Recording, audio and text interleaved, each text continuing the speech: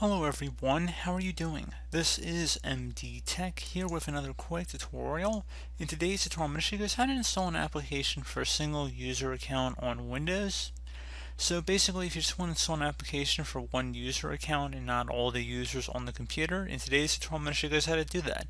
So I've already downloaded a very popular program, the VLC Media Player. So I've already downloaded it and I'm just going to select yes to run it. So if you have a user account control prompt when installing a program, basically I'm just walking you guys through how just about every installer would install. So you just go ahead, it might look a little different in your case, but we're going to select English for our language.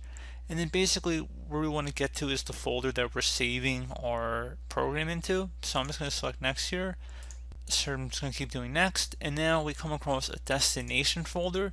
It may say something very similar in your case depending on what program you're trying to install, but instead of just selecting the install button, we're going to select the browse button instead. And now we're going to select this PC from the list, and then we're going to go underneath our local disk. Let's go ahead and left click on that, and then select users. Select the user account that you want to save it under. You want to look for something that says app data. If you do not see an app data folder listed, we're going to have to go enable that view. So open up the start menu now and type in folder options, best match, file explorer options. Go ahead and left click on that to open it up. Select the view tab, and underneath hidden files and folders you want to select show hidden files, folders and drives and select apply and OK.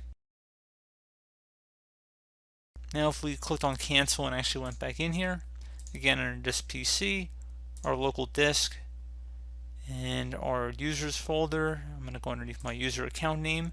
Now you see there's an app data folder visible, so we're going to go ahead and expand that. And now left click on the local folder. Now that you've done that, it's simple as just selecting OK at this point, and then select install. So pretty straightforward process there, guys. I do hope that I was able to help you out, and I do look forward to catching you all in the next tutorial. Goodbye.